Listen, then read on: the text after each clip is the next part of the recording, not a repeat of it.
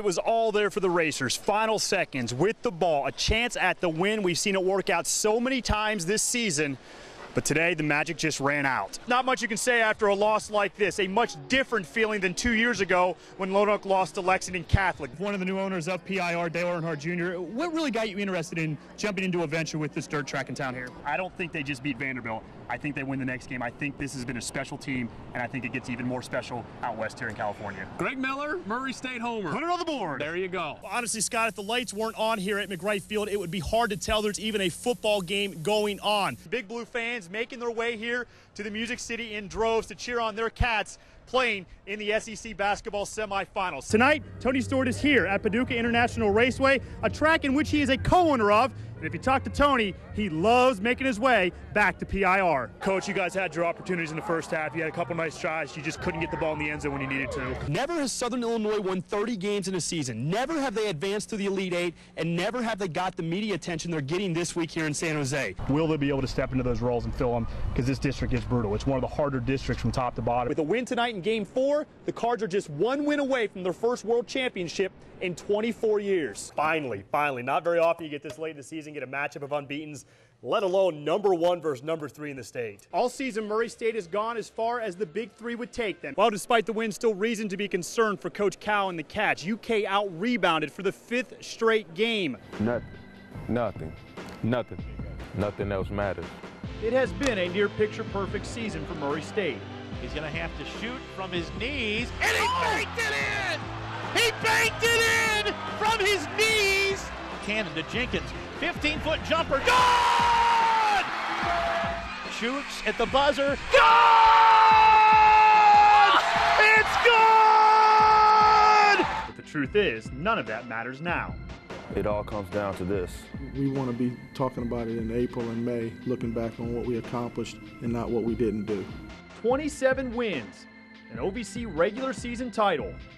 It's all been nice, but if Murray can't take care of business this week, it will all be for naught. We feel like we haven't accomplished nothing. Yeah, we get a banner and stuff, but it's all irrelevant if we don't go to the NCAA tournament, which was our goal from the very beginning. Preseason, off season, we was telling ourselves like, tournament time, that's what matters, That's where I can show it. I have proof that we won. I have a ring to show it, or I have a championship banner to show it, so this tournament means it all. Former racer Marcus Brown knows that all too well. There's a steal. They're not going to score, and Marcus Brown is. He led Murray to a 15-1 OVC regular season title back in 1994, a 23-5 overall record. But that team never realized their NCAA tournament dreams. The Racers were upset in the OVC championship by Tennessee State, keeping them out of the big dance. I thought that year, '94, we had a swagger, but we were feeling ourselves a little too much. We took it for granted. This year's Racers have no plans on reliving that nightmare. It'll be a great season, but it ain't nothing like cutting on it to Nashville, you know what I mean? That's everybody's dream. Like, you want to hang a banner and you want to get that ring. If we just don't make it to the NCAA tournament, that will bother me for the rest of my life. It all comes down to this. It's the only thing that matters. The only thing. The only thing. Perfection, defined without flaw, defects, or shortcomings. So far, perfection has defined both Lone Oak and Murray High. Yeah, baby, we #1, baby! It also defines their opponents on Friday night. It will be 12-0 versus 12-0 at Ty Holland Stadium and 11-0 versus 12-0 at Flash Field, both with trips to the state semifinals on the line. Let's face it, anybody that's 12-0 at this time in the season is a great football team. The task, a daunting one for Steve Duncan and his Murray Tigers.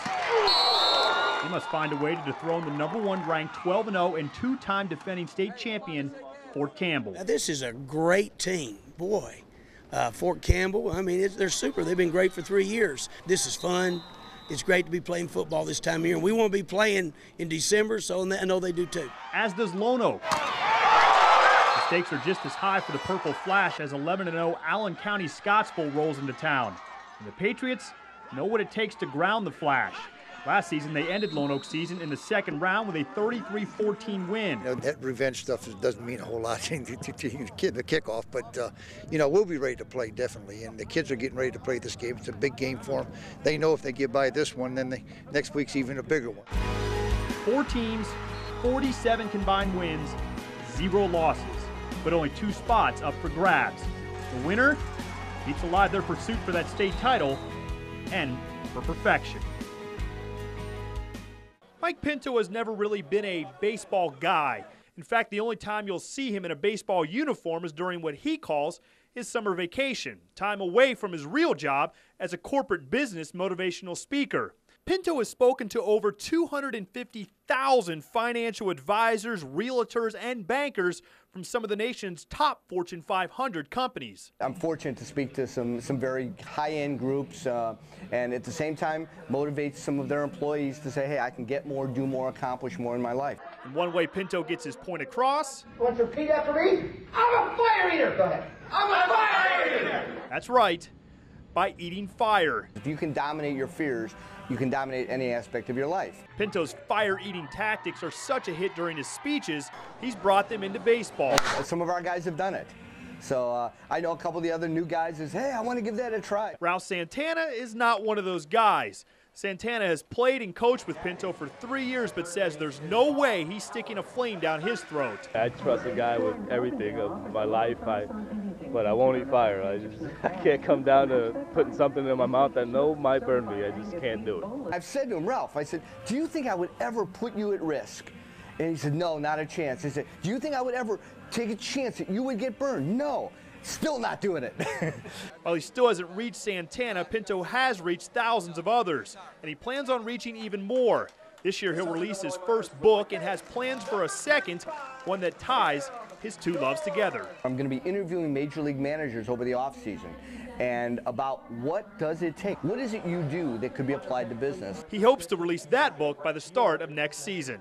In Marion, Greg Miller, WPSD, News Channel 6 Sports. It's exciting from a personal standpoint for Brenda and I. Tom and Brenda Cantwell have been there every step of their son Hunter's football journey, a journey many say will lead to the NFL. Even when he was just a little boy, it was always just, this is what I enjoy doing, I love doing it. And he never did it really for the fame or for anything else. It's just kind of a neat thing that's come along for him. He's ranked by many as the nation's best backup QB, and so-called draft experts already have him listed as the top quarterback prospect in the 2009 draft. It's nice, but, coming out of high school, everyone said that I could go play college football wherever I wanted, and then, I ended up having no scholarship offers, having to walk on. So you always know that, in the blink of an eye, everything can change. While it all may seem surreal to the Cantwells right now, the NFL very serious about Hunter's future. So much so, they've already signed him to an insurance policy given only to players expected to be drafted in the first 3 rounds. Hunter kind of soaked that one in and said, okay, so I can play now and get hurt, and I'm still a millionaire. And yeah, that's kind of how it goes. So he's pretty excited. That was real to him. It's ridiculous. Like I said, I don't really see it, but people, want to help me along the way, then hey, I'm for it. Understandably, Hunter has been humble through the process, but did let this little secret out to Mom. If I'm fortunate enough to make it in the NFL, the first thing I want to buy is a boat. In Louisville, Greg Miller, WPSD, News Channel 6 Sports.